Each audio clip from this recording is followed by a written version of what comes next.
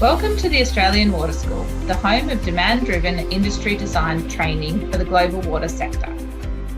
Welcome to another highly informative webinar presented by the Australian Water School. Hi, I'm Trevor Pillar, and I'll be chairing today's webinar on flood modelling and quality control. There are so many people here today. Thanks for joining us, everyone. You can see on that world map there in front of you, well over 50 countries represented. We're so delighted to have you with us. Chris, Tegan, Shuang, we're so glad to have you. Chris is the principal engineer at TUFLOW. Tegan is a consulting engineer, and Shuang also principal engineer with TUFLOW. So glad to have you all today. We want to look at this poll next. Chris, any thoughts? Oh, interesting. So it's a much greater percentage in the plus 5 years. That actually pleases me because they're the people that should be doing peer review. So right. Targeting the right audience here. Let's see, 5 years, 62% can build flood models, slightly less can review them. That's expected as well. It's right. A slightly different mindset you need to approach when you're reviewing models versus building them yourself. Right. Yeah. And then 62% have used TUFLOW before. That's good information for me to have. The way that I've structured this presentation, it is somewhat general, but the middle probably 15 minutes, I do a TUFLOW demonstration. So even if you haven't used TUFLOW before, bear with me through that section because we'll revert back to general topics towards the end. Fantastic, everybody. That's really helpful as Chris, Tegan and Shuang get stuck into this webinar today. They know who they're talking with. So thanks for doing that survey. It's great. All right, we're going to hand over to Chris now for a presentation. And then straight after the presentation, we'll take questions. But look, we're taking questions as of now. Get them in early, get them in often, and Shuang and Tegan will burn their fingers off responding to you. And then when you're finished, Chris, we can review some of the major questions you'd like to do. And Tegan, you'll chair that for us. That's wonderful. Yeah. All right, let's get stuck into it. This is great. Over to you. Brilliant. Thank you, Trevor. Yep. And also thanks Australian Water School for the opportunity to give these presentations. Yeah, thanks for joining me, everyone. Today's webinar is titled Flood Modelling Quality Control. Let's jump straight into it. Here's an overview of what I'll be talking about. When I was structuring this webinar, I basically took the mindset that I would use when I'm building my own models. So we'll be focusing on things such as the quality of input data. Once you've resolved those quality issues, if there are any, we'll talk about the modeler's interpretation of that data and how you implement it into a hydraulic model. That's more commonly referred to as model design. Then let's say you've built your model and it's run. Your job's not over then. The next step is to assess the simulation health for any issues. We'll look at software suitability. Well, actually, we won't. I'll be directing you to a past webinar by Bill Syme on that subject. There's just not enough time for today's session to give that adequate focus. And then we'll be concluding with project structure. When I talk about project structure, you can probably think about that as project or program design. That's where we're talking about topics like calibration, internal peer review, external peer review, model documentation, and version control. I've timed myself for this presentation. It comes in at about 45 minutes. That is literally just the tip of the iceberg when it comes to model health discussion. So with that in mind, to avoid duplication, wherever there are links to other presentations that I've made for the Australian Water School that covers things relevant to quality control, I'm providing those in this presentation rather than duplicating the content. And also, I've created a spreadsheet that I'll share with all of you.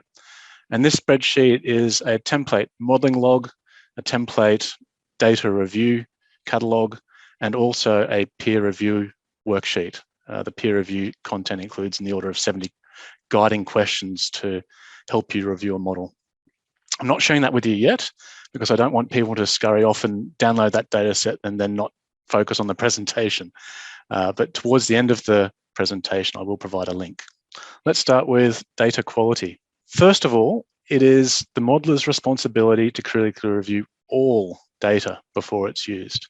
If you're putting data into a hydraulic model that isn't representative of the current catchment state or has errors inherently within it, then you can expect the results that come out of the flood model to, not be reflective of the current reality. I'm a firm believer that the most efficient workflow is to identify those inaccuracies before you even put anything in your hydraulic model. It's much simpler and more efficient using that approach, as opposed to simply dumping all the data into your hydraulic model, running the simulation, and then having to do the detective work to identify the cause for unexpected results. To facilitate that, I'm a big fan of creating a standardized checklist to guide data review. Also, I think it's extremely important that when someone does work in any area, that the person responsible for the model build needs to have familiarity with the subject location. If you're familiar with an area, inaccuracies in the data will stand out immediately to you. If you're not familiar, you'll let it pass because you won't realize that something is amiss. When we're talking about things like this, I always like to work with examples. So let's step through an example. Here is a demonstration, or an example checklist that I might use to review topography data, airborne laser survey. Okay, so first I'd be interested in learning what the data resolution is, and in particular, what that is relative to my flood model. If the DEM data resolution is, say, 30 meters, and I'm hoping to model at a 10-meter resolution, then that data is not adequate for its use. I'd also like to investigate and learn what the data inclusions and exclusions are. Things to really focus on there are whether bathymetry is cut into the data, whether the data set is hydrologically enforced such that bridge decks have been removed from the topography data set so that water can pass through those features in your model. Knowing whether that's in or out of the DEM is critical. Projection, here's one that caught me out many a time back in my consulting days. Every few decades, the Australian map projection changes, and that's accounting for the northward shift of our continent up towards Papua New Guinea. From my experience with all the models that I've built, I'm either working in AGD 84, 94, or GDA 2020. Knowing which projection your DEM dataset is and making sure it's consistent with the rest of your modeling dataset is particularly important. Otherwise, everything will be offset by a few hundred meters. And along the same line of thinking, the vertical datum is quite important. If your vertical datum is wrong, your modeling will be wrong. And then finally, the date of capture. That's something I always identify as well. I'll now walk you through downloading some data from the Geoscience Australia database. It's the ELVIS database. The website is down there on the bottom left if you'd like to take a screenshot or an image of that for future reference. We're going to visit the hometown of my 102-year-old grandmother. So we're going to go and visit Maclean in northern New South Wales. I'll do a quick search. And hypothetically speaking, I'm going to do a flood assessment of the catchment just south of the township. So here, I'll do a search for that discrete region.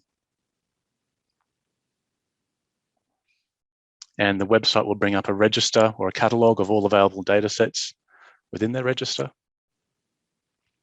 You can see there's a variety of different sources there. I'll select the top one. It's provided by the state government. It's at the finest resolution. It's a 1 meter data set. When you're working with these data sets, clicking on the file rather than downloading it will take you to all of the metadata associated with it. And there's some really useful information in here. You can see all the tabs across the top. Look through each of those. Here we can see this one's not hydrologically enforced, so it hasn't had the bathymetry cut into it.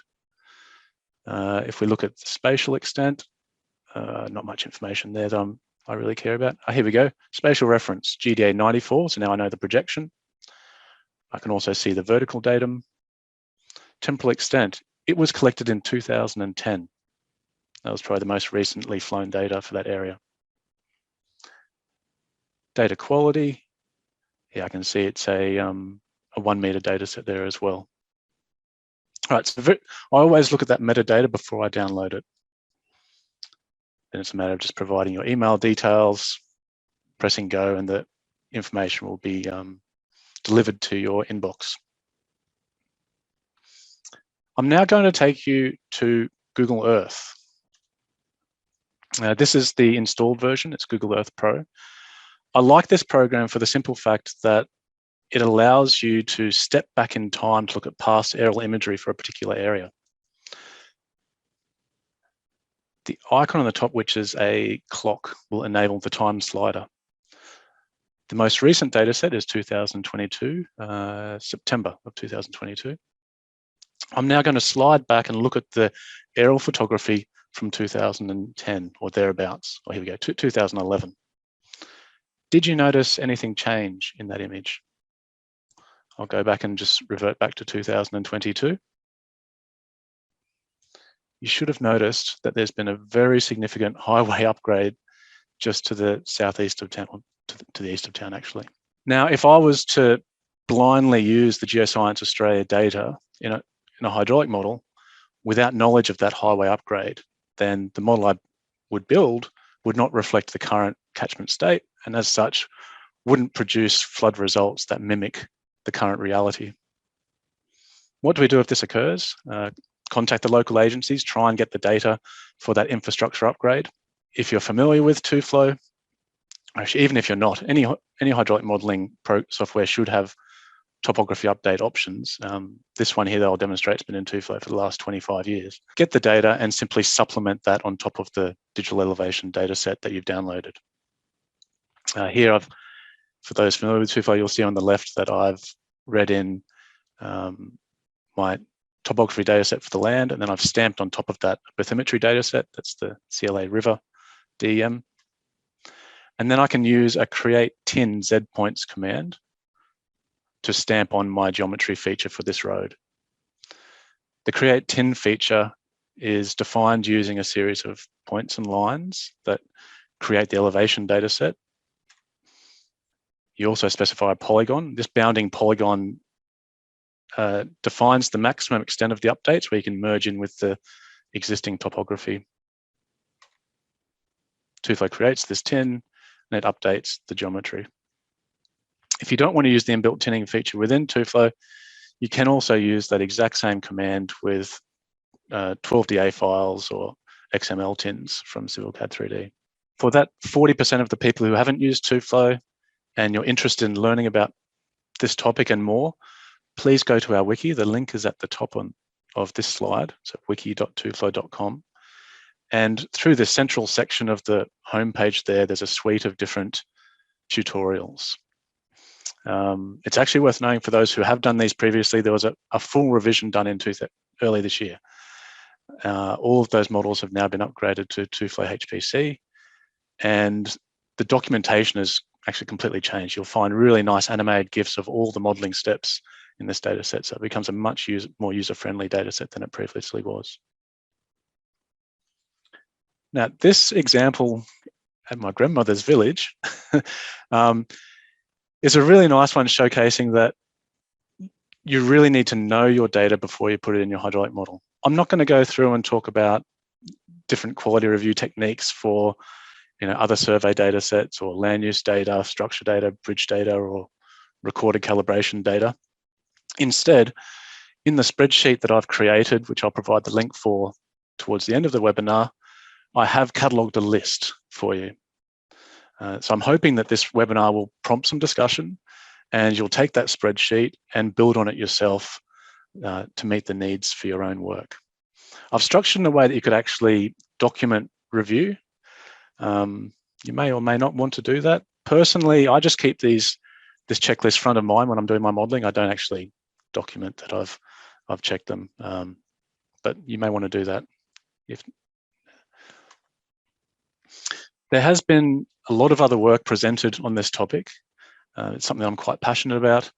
And there are two webinars here that I presented. One is hydraulic model calibration to historic events, and another is pipe network modeling for urban inundation. Please check those out. There's the link there. We've hosted the TUFLOW only webinars on our website. We just basically redirect to the AWS website.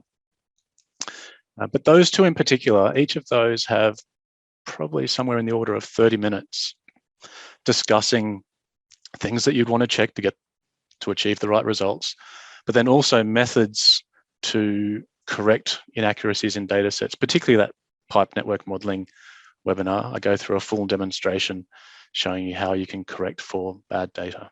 Let's assume that you've gone through and you've reviewed all of your input data and you're happy with it. And where there were errors, you've resolved those. Now it's time to build our model.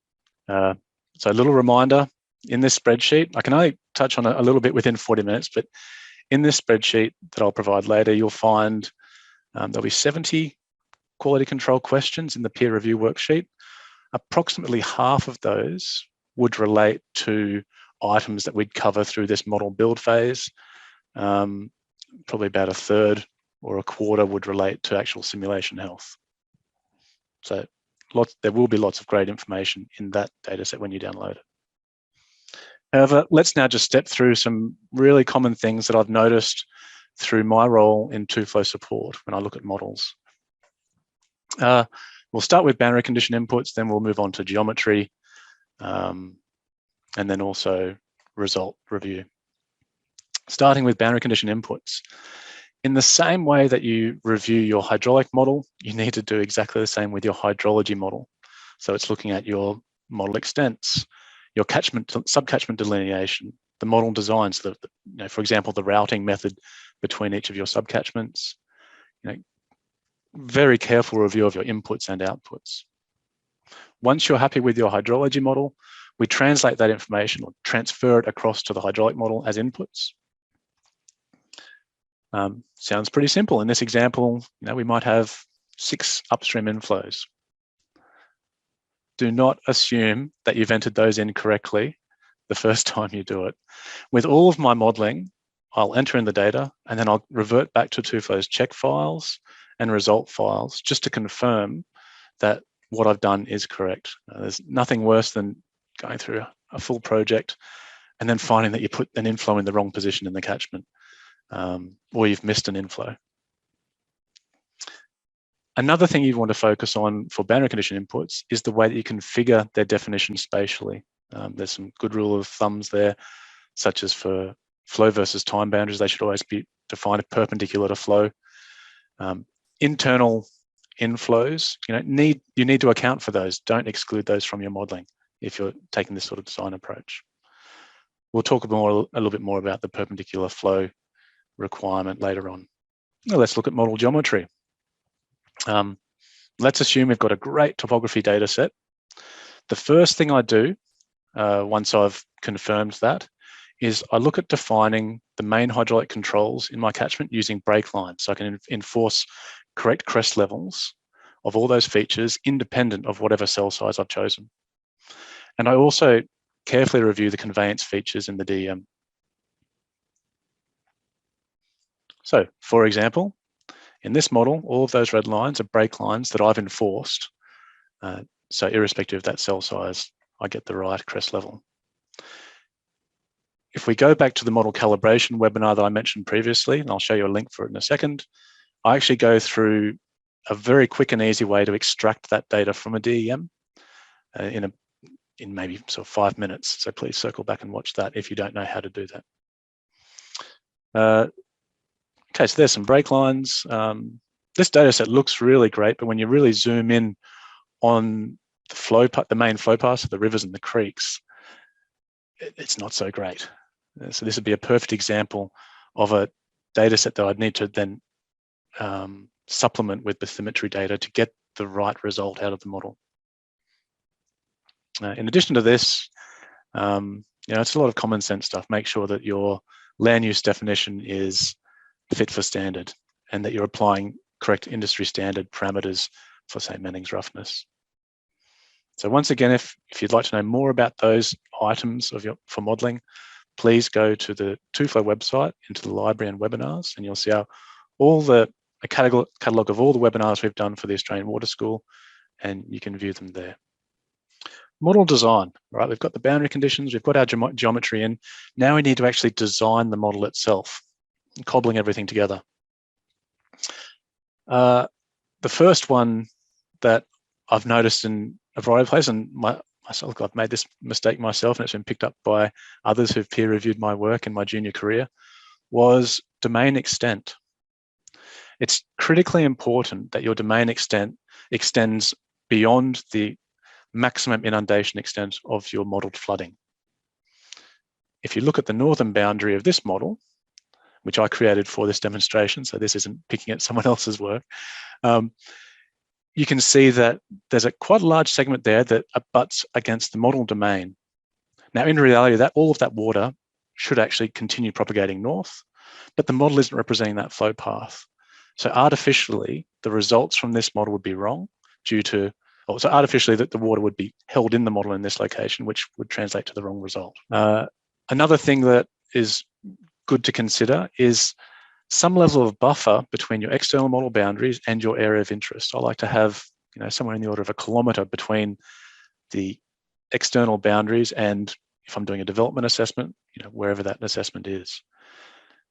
That sort of buffer basically provides some allowance for poor definition of those boundaries, and I'll show you it later, so that the results at my site area of interest are exactly what they should be and aren't impacted by those user-defined possible mistakes. Another one that I'm passionate about is selecting the appropriate 2D cell size. This is termed, the process you go through to check this is termed result convergence. There's a 45-minute webinar on that topic as well within our webinar list. Please circle back and look at that one. And the final one, which is worth considering, I mean, there's obviously more, but these are the big ticket items that I'm focusing on. The final one I've listed here is consider the model features you're using relative to cell size. Let's circle back and visit my grandmother again. Now, the tin update that I presented a few slides back was applied to a model that used a 1 metre cell size. At that resolution, that update mechanism is totally appropriate. The model will interpret the high ground associated with that embankment accurately and appropriately, and we'll get the right hydraulics out of the model. Now, what would happen if instead of modeling a small area at 1 metre, we increase the cell size to 20 metres? It's now a catchment scale model, 100 kilometres by 100 kilometres. Would the tin option produce the right results? And the answer is probably not. Many of the cell faces at that resolution won't line up exactly with the high ground associated with that infrastructure upgrade. In that situation, you need to use a different modelling approach. In TUFLOW, we call this the ReGIS Z-shape option, which requires a series of break lines and points to define the elevations, like what I've shown here. And if I just bring in the check file, it will then update the cell faces, recognizing the correct crest elevation for that infrastructure. So we'll get the right transfer of water from one part of the catchment to the other due to this feature being added to the model. Results. Let's not forget to look at our results. I'm a big advocate for calibration, so you should be if you have calibration data, please try and compare or calibrate the model, then compare results against that historic recorded data set. More broadly, do a common sense check. With experience, you'll learn what velocities you should be seeing for different parts of the catchment. Run through all your different design event magnitudes. Check that the flood extent increases with increasing magnitude. Have a look at the or review your AR&R 2019 assumptions and just make sure you're complying with the requirements there. Okay, we've built the model. Now it's time to talk about cleaning your room. I strongly recommend, before doing any modeling, to formalize your project structure. So I'm talking about thinking ahead of time, what's the expected design of your model? What file and folder structure should be employed to accommodate for it? And also what naming conventions can be used so that the model that comes out of your work 6 months later, 3 or 6 months later, has a nice structured form to it. If you do this, I guarantee it'll reduce a large number of accidental errors that you might make when you're building your model. And also from a peer review perspective, it makes that job a whole lot easier. So instead of searching through a spaghetti mess of files and digitized lines and whatnot, you can actually focus in and really identify potential issues in the model. And at the end of the day, that really has a positive outcome for the project. On the subject of cleanliness, it's worthwhile noting that TUFLOW has a new compact GIS format in the 2022 release. If you sat through the new release workshop in Brisbane last week, you already know about this.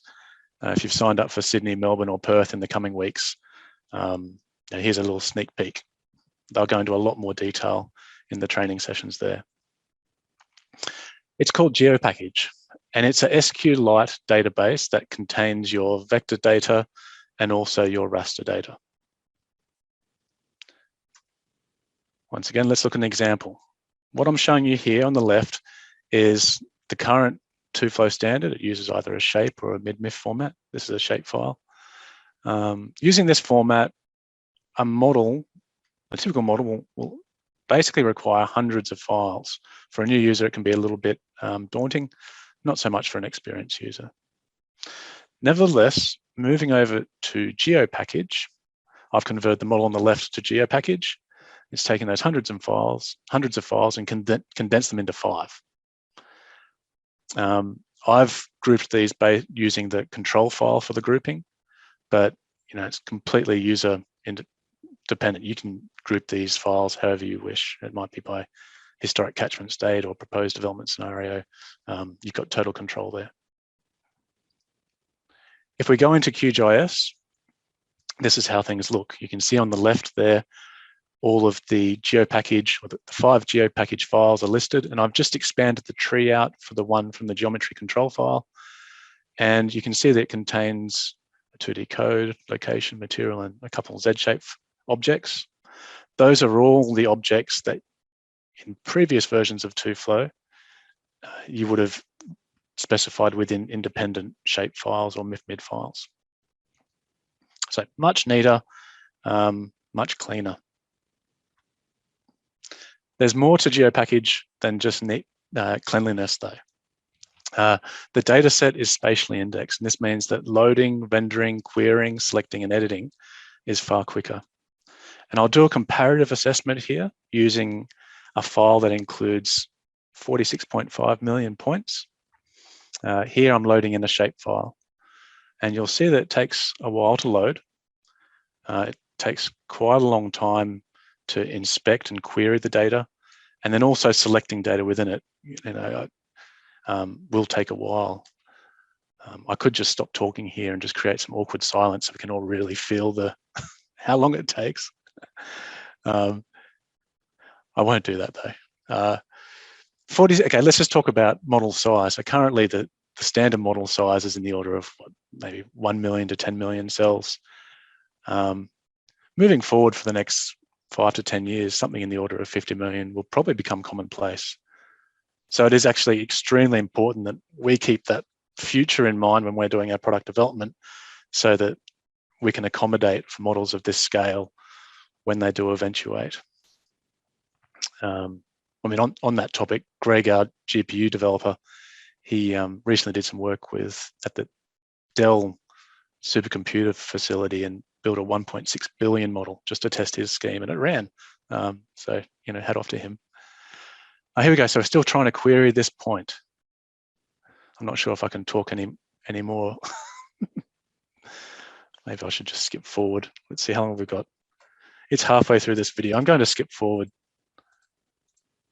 There we go, to 2 minutes. It took 2 minutes to query that single point. And I won't dwell here any further. To select it, it'll also take some time. Let's go to the next slide. This is now GeoPackage, the exact same data set, just in a different file format. Drag it into QGIS. Loads quickly. Let's do a query. It's instantaneous. There's no lag whatsoever. Data select, also instantaneous. It's an amazing speed up relative to the old shape and MIF-MID format. So in summary, for GeoPackage, the database format keeps your project folders and model structure neater. You can actually include metadata within those databases as well if you wish. The spatial indexing means that using the data is much quicker. Beyond that though, TUFLOW actually writes the data up to 3 times faster than shapefiles, so it's a nice improvement as well. And this is more just a note more than anything else. The data format is supported by QGIS, ArcGIS Pro, and MapInfo Pro. So there's no dramas for all of the most commonly used programs for TUFLOW modeling. Okay, working through that model build process, we've checked our input data, we've built our model, we think everything is fine. Now it's time to do our simulation and go through some review techniques to ensure that the simulation is healthy. Why is this important? Well, number one, healthy models will run faster. They'll produce reliable results. And the combination of those things will mean you can work more efficiently.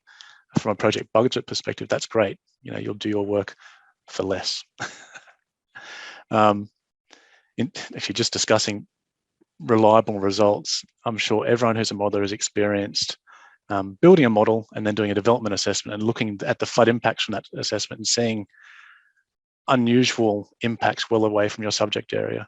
More often than not, that's because the model was unhealthy to begin with, and you're seeing oscillations at that particular location. So if you sort out your model health up front, you'll avoid complications such as those. I'll now step through the process that you would use within TUFLOW. So this is specific to TUFLOW, these next, say, 5 or 6 slides. I'll step through how you would review your model initialization and then also your simulation. Here's the checklist for your initialization. Step 1 is to open your log file.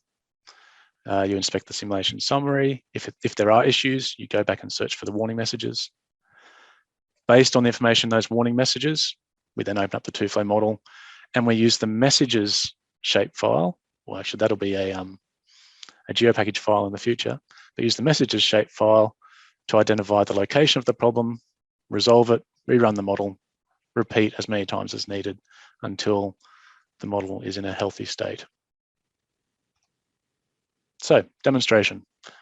You'll find the log file in the runs log folder, and you'll see it has a TLF extension, that stands for TUFLOW log file. The name that precedes that extension is the same name as whatever you used for your simulation.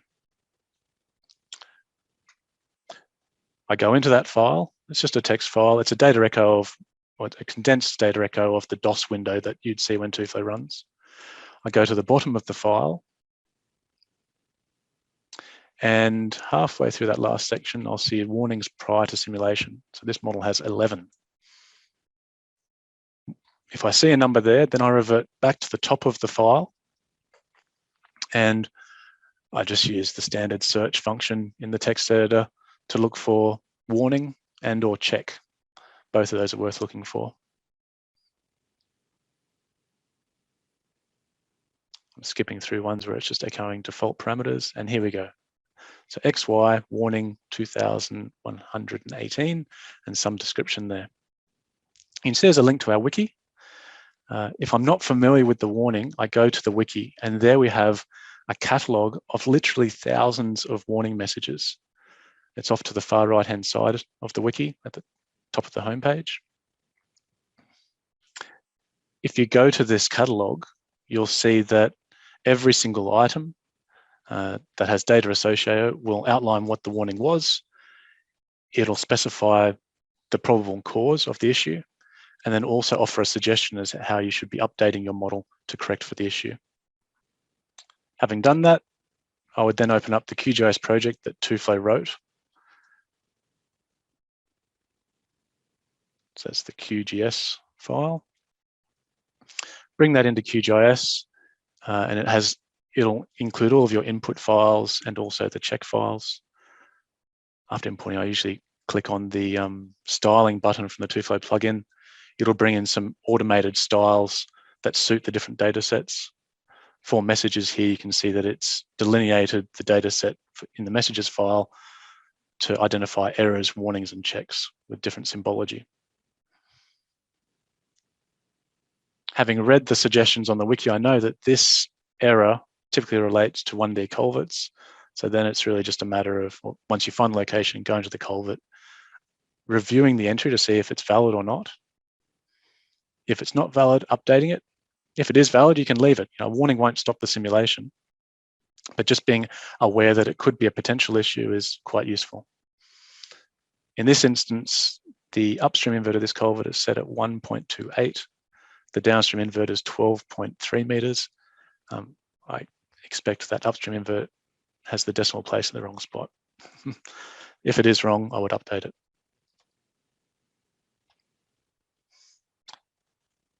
All right, we've gone through and we've fixed all the initialization areas. Now it's time to run your TUFLOW simulation.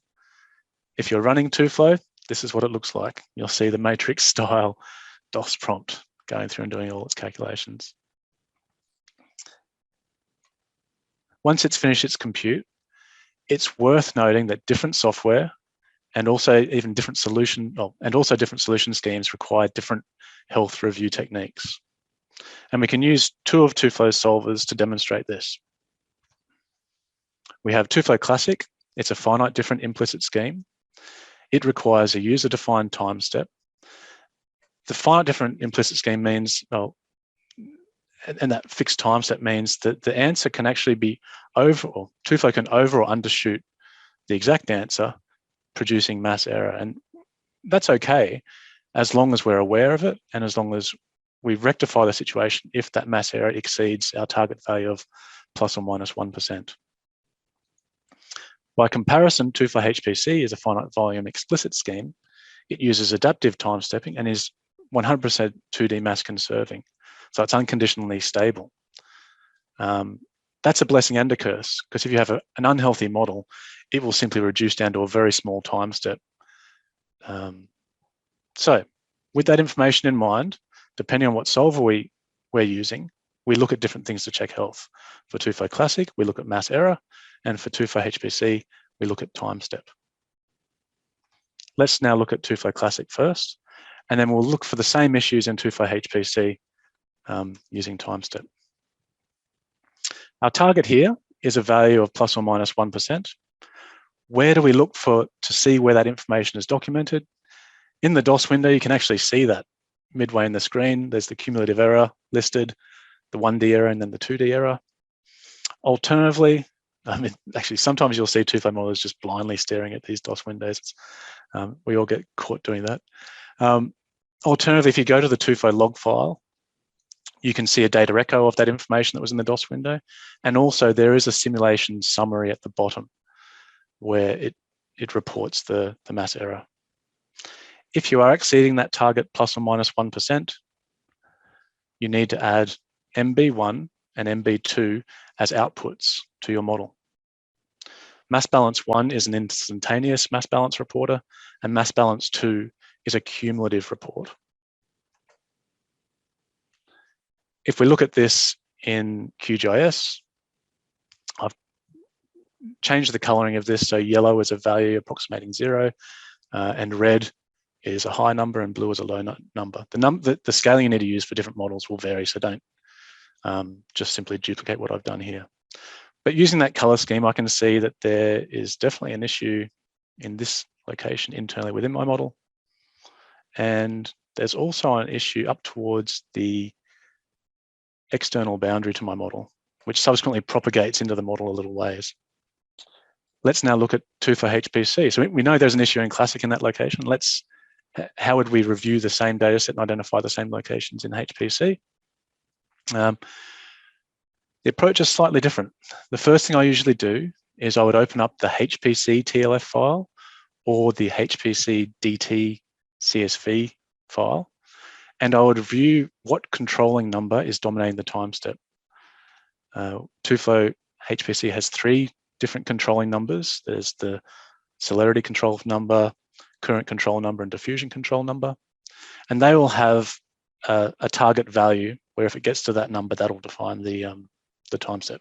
So NU and C, so it's current and celerity is a value of 1 and diffusion is a value of 0.3.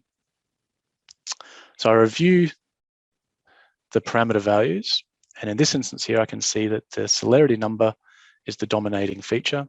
It's approaching that value of 1, and it's shown both in the graph and that pink highlighted information on the left. Then I also review the time step that the solution chose. Here it's chosen a value of 0.3. And I compare that relative to cell size. For flood modeling applications, if it's quite a benign flooding situation, I'm typically aiming to get that time step up around 1/10 of the cell size.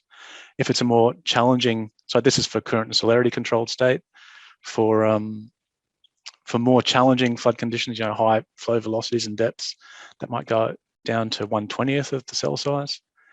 If it's diffusion controlled, those numbers step down a little bit more. So it goes from 1/20th to 1/40th from my experience. Once we know there's a problem, actually, even if there's not a problem, you should always be checking this. Turn on DT as a map output, bring the data set into QGIS. And I've colored this so that blue is a large number and red is approaching 0, and identified there was a potential problem at the upstream boundary, and once again, midway through the model.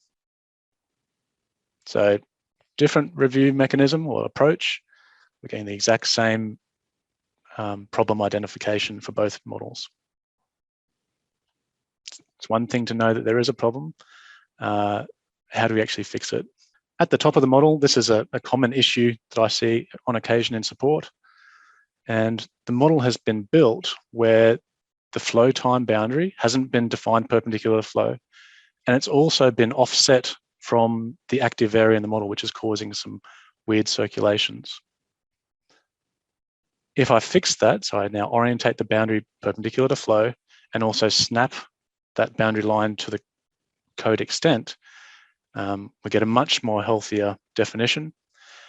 The area around that boundary, the results will definitely change. Further away from the boundary, they won't, because the shallow water equation results should dominate in those areas.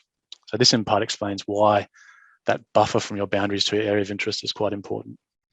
Now, for this area central to the model, because I don't identify that the celerity number was the controlling factor to the time step selection, I know that deep water is the potential cause of my problem. There's a wiki page I'll share later on that will tell you, all about what different hydraulics are associated with each controlling factor. But in this instance, deep water is the problem. And I've just brought in my check files for topography, and I can see there's something a bit weird here. If I just label the topography modification check file, I can see that the elevations have been lowered by somewhere in the order of 900 meters. So nowhere near what it would be in reality. Yep, it's definitely a mistake. Having rectified both of those issues, here is now a comparison between the model health of both of those models. For TUFLOW Classic, we've gone from a cumulative mass error in the order of minus 2.63%, and we've now reduced that down to 0.18, which is within that plus or minus 1% tolerance we're chasing. For TUFLOW HPC, the initial model time step had a value of 0.3 seconds, and that translated to a simulation time of 18 minutes. By fixing those issues, the time step was able to get up to 3 seconds, and the simulation time is now 3 minutes. That's quite a significant change for the better. Okay, software suitability. Like I said, I'm not going to actually talk about this. Bill presented on this topic back in 2009. He's done a much better job than I ever could. So please write down that link to the TUFLOW webinars page, or go to the AWS version where they host all of their past webinars and look for how wrong is your flood model. Let's now talk about version control, documentation, and peer review. Modeling logs. No one likes modeling logs. They are extremely important though. There's an example here where you list, who's done the updates, the date when they did it, if those updates have been reviewed, what changes have occurred, in what files, and then also there's some notes there for those changes. When you're writing a modeling log, it's got two purposes. One is so that you can remember updates that you've made weeks back once you're moving on with the project. But probably more importantly than that, you're writing this so that someone who picks up your model, say 10 years in the future, can fully familiarize themselves with a history of the model. Why did it get created in the way it did? What data sets were used? Why were certain decisions made that translated to the design at the end of the project? Peer review. This is necessary for all modeling projects. No one gets away from peer review. Now, the level of peer review and the detail and the scale needs to reflect the scale of the project. You know, a simple first pass assessment doesn't require the same level of peer review as, you know, a big complex infrastructure upgrade project that has, you know, much more serious implications, you know, and is applied differently. So keep your level of peer review within the scale of the project itself. Also consider key milestones where modelling mistakes will have a compounding effect on the rest of the project. I like to have model review, you know, a few of them actually through that model build phase where you can just talk with someone through the approach you're using, a formal one at calibration event modelling, and also a formal one at design event modelling. They could well be internal peer reviews, or if it's a much more serious project, it might be an external peer review. One thing I will note is, though, is the person doing that review needs to be suitably qualified. They need to be familiar with the software that you're using. I often have project managers asking me, you know, what can I look for in a TUFLOW model to check that my junior engineer is doing the right thing? You can do broad scale assessment of the results, but when it comes to actually really delving in and looking at model health, you need to pass that task off to someone who's familiar with the software. And finally, the peer review spreadsheet. Getting 10 minutes towards the end, we'll just talk about this very briefly. So this spreadsheet, it includes 70 different review items. They're really just guiding questions that should help you in your model build process, but then also you're welcome to use this spreadsheet if you're doing a peer review yourself. It's been structured where the review items are list. There's a column for modeler comment. Then there's a reviewer section where someone can list if the modeler's approach was appropriate or not. And if it wasn't appropriate, there's a severity of issue register. Things will automatically show up as green if it's okay and graduate down to red if it's a serious issue. There's space for reviewer comment, modeler response, and then also a sign-off column. Don't take this spreadsheet as gospel. Add and remove items and elements however you wish. This is just a starting point. I'm just trying to prompt discussion and get this approach more embedded within industry. So, look, in summary, you know, we're just walking through a standard modeling process here. When you build your model, review your input data before you use it. Implement that data in line with best practice. Once your simulation runs, check that your simulation is healthy. Definitely consider whether the software you're using is appropriate. And when it comes to peer review, and also just the total project structure, think about ways that you can minimize error. Now, I'd strongly recommend peer review at calibration, validation, design event modeling, even through that model design phase. Modeling logs are critical, and also consider version control when you're in that space. There we go, right on 45 minutes. So we'll sign off there and we'll pass over to some question and answer with Tegan and Xuan. That'd be great to discuss. Over to you, Tegan, to chair this. Sure. Yes, we could get some good questions through. So, Chris, some of the questions were around what to do when you don't have sufficient data. So, for example, one question was, I've lost them over here. It's a common problem to rely on old discharge and water level data for calibration when you don't have data on recent flood events. Channel and floodplain topography changes over time. So what is your advice to tackle situations like this? Documentation, right? So you can only build a model using the data that's available. And if you become aware that the data is not the most recent data set, or there are issues or there are items missing that you would prefer to have included in your model, you need to document those so that then when someone uses your modeling, they understand the uncertainties that are associated with it. If someone's setting planning levels from a model that you know has serious issues, they might provide a greater level of tolerance in terms of floodplain freeboard, for example, versus something that has a larger level of certainty associated with it. That's right. It's important to make it clear what the limitations are. And as you explained at the start, essentially garbage in, garbage out. So you just need to make sure that people understand what has actually gone into the model and how reliable it is. So on that sort of similar vein was, can you elaborate on how to resolve issues with glass wall boundary? So it's common that that might occur due to limited data. So obviously if the data is not there, that's going to be an issue in what you can get out of your model. So there could be options in how to represent that data. Obviously TUFLOW has a lot of options for layering different data sets and making topographic adjustments that might be able to at least give some representation of that area. Yep. Similarly, Absolutely. I suppose the sensitivity of that area. So how big is it? How much effect does that glass walling have? How much of an area are you missing? Yeah, I'll let you comment I more. would avoid glass walling. In all instances, I would never, ever have that in my model. Now, you might find that 95% of your subject area has great LiDAR data, 1 meter resolution, very reliable.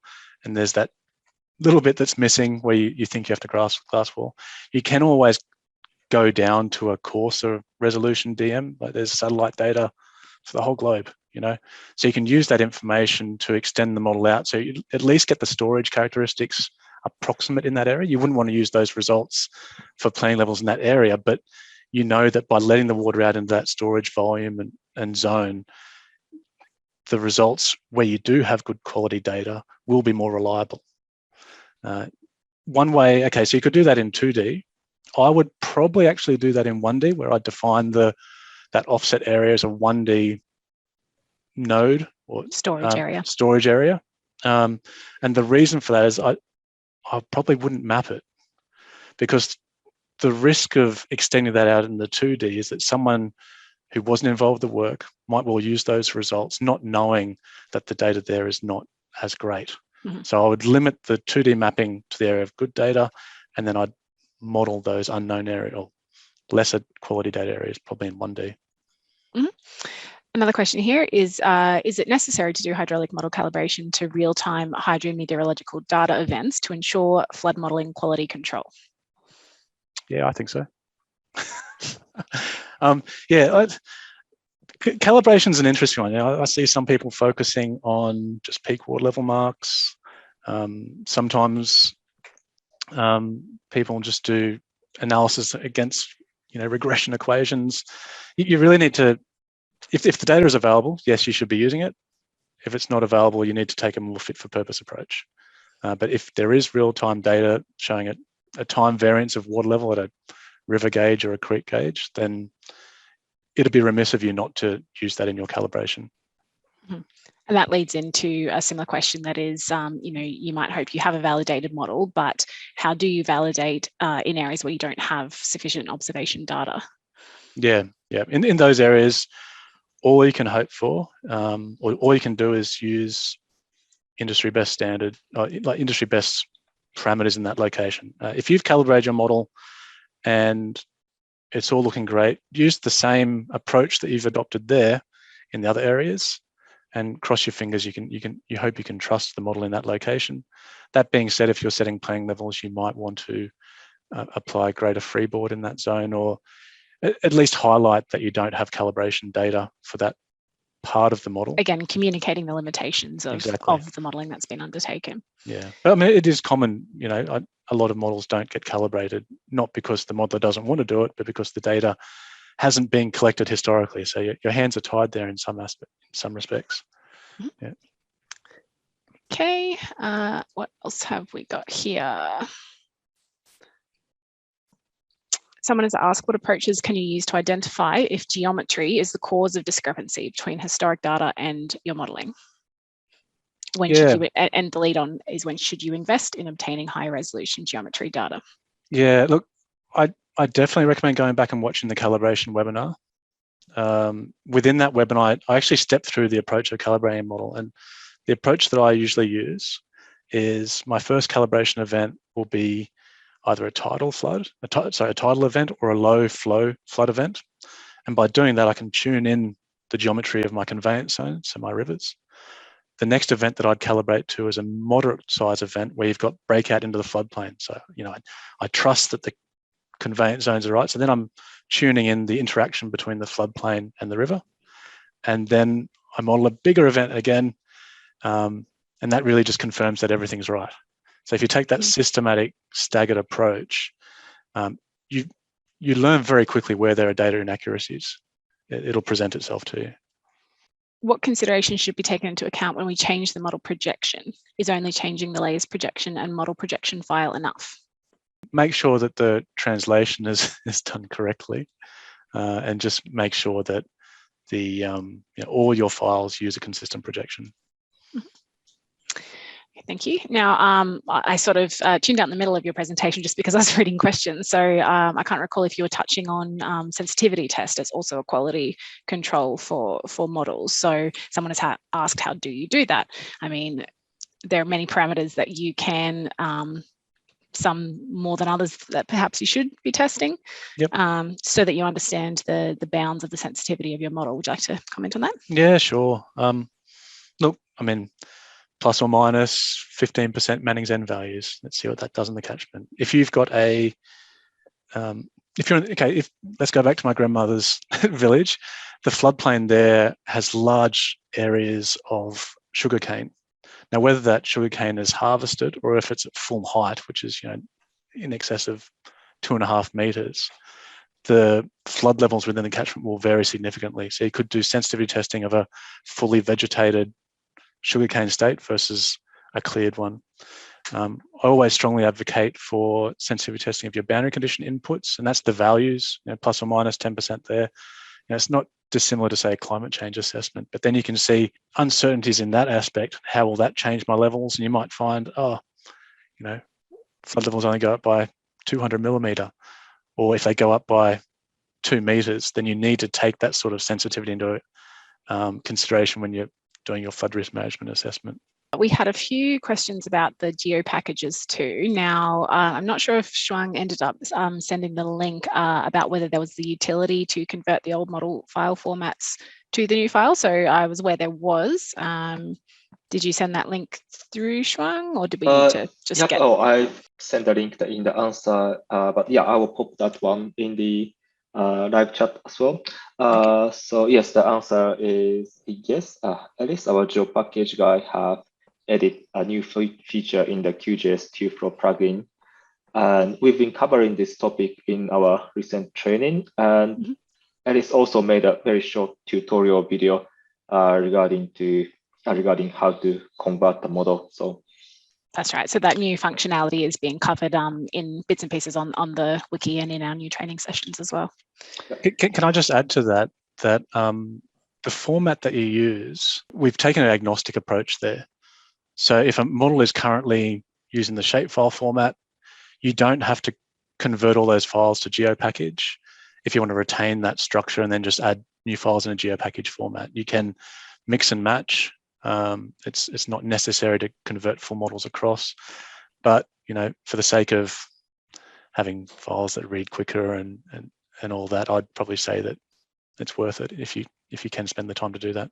Other than using the 2D Z shape, so that's topographic modifier option in TUFLOW, is there a better way we can model the finer elements in a 2 meter cell size? So for example, how to model a 0.8 meter wide spoon drain to have a better representation of the surface. So that's something that TUFLOW can definitely do.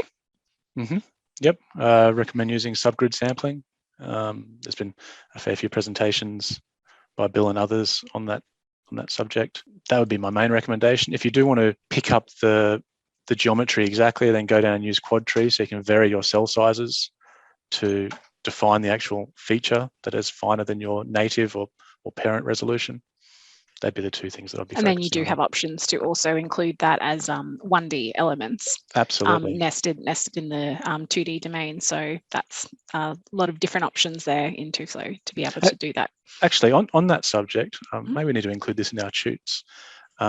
If you have a spoon drain, for example, let's say it's 1 meter, but your 2D cell size is at 2 meters.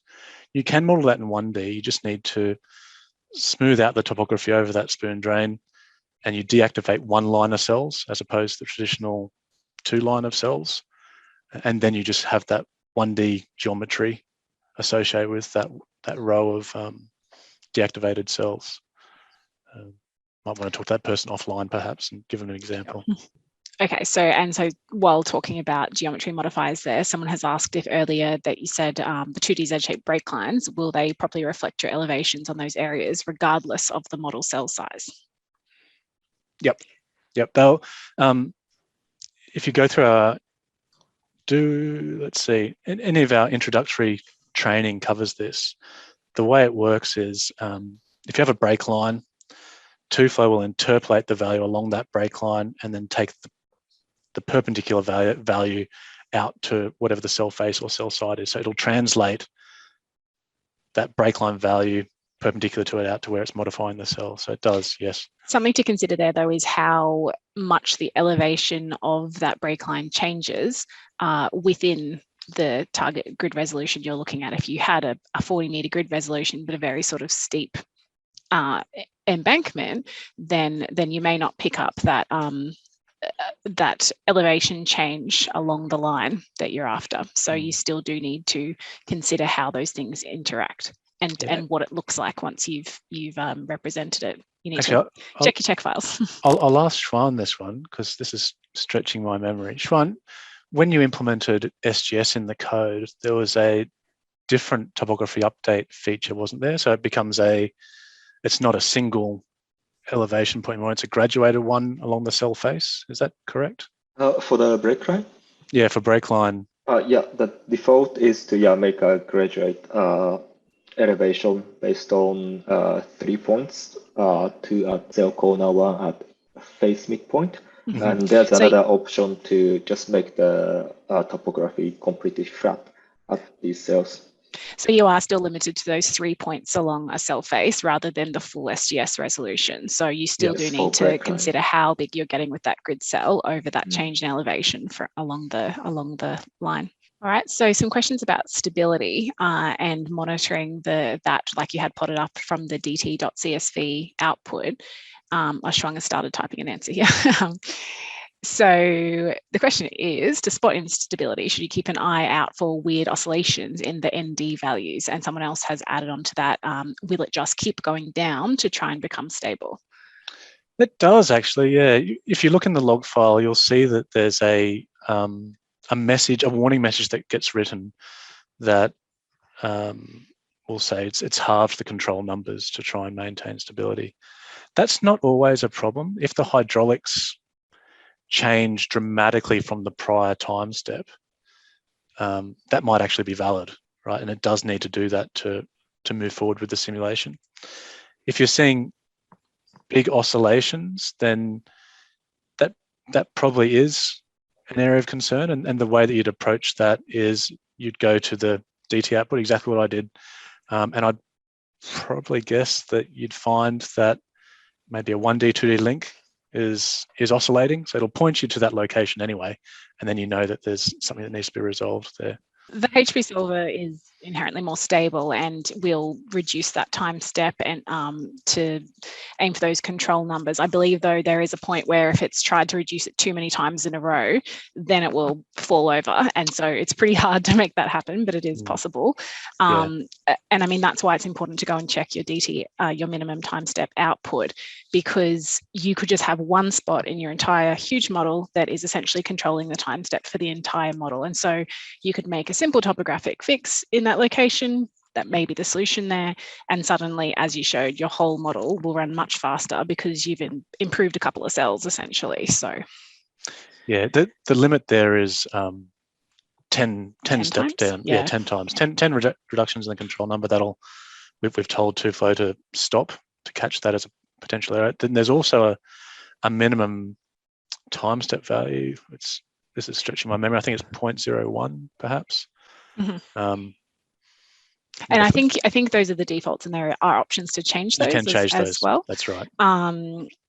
Someone following on from that has also mentioned is capping the time step to a maximum an option. So again, I believe there are options for that. I actually recommend, if you're doing direct rainfall modeling, definitely including the maximum time step command. Otherwise, when a model is completely dry, you might find it goes off to a really high time step at the start and then ratchets right down when water starts being added. And that can cause some, perhaps 10 of those time step reduction errors, which subsequently tells the model to stop. You can get around that by fixing that upper limit to, just choose a value which is maybe the value of your 2D cell size. That's usually quite nice. Another breakline question is, does thick lines versus thin lines affect how TUFLOW uses those elevations? And yes, it does. It changes how many points out it will modify. So yes, and the manual will explain what those options do differently. Yep. That perpendicular approach, though, is consistent whether it's thin or thick, but just the cells that it modifies varies. You're right. Or not the cells, the points. The last question we had there, and we have gone a bit over time there. So, hey, top work, team. It's been fantastic. Questions show there's been heaps of engagement, heaps of interest, and the thank you notes at the end are just fantastic. Look, just to finish off, then there's a recording link, and we're going to be sending that to you so you can view this free webinar afterward with your colleagues. And here's what we're doing: the Australian Water School on-demand courses, standalone courses, webinars. It keeps on coming, and live courses. Tons of professionals, tons of presenters are involved with us, as you can see in this program. And the Australian Water School just goes from strength to strength. We are so grateful for your participation in this. It's made it terrific. So thanks everyone for joining us. Thanks to Chris, Chuang, and Tegan, and to Renee and Joel at the Australian Water School making this happen. We're loving doing this. What do you reckon, Chris? Do it again, Chuang, Tegan? Absolutely. It's just awesome that people are so interested and so keen about the work, and it's great work. I mean, we were just talking before we came on here. I know I'm going on here, that if you're in a floodplain and you haven't got insurance, you can buy it, $1,700. If you're out of the floodplain, these insurance industry, I better be careful, charge you $1. If you're out of the floodplain. It's a stunning view of just how important flood modelling is. And that's very important.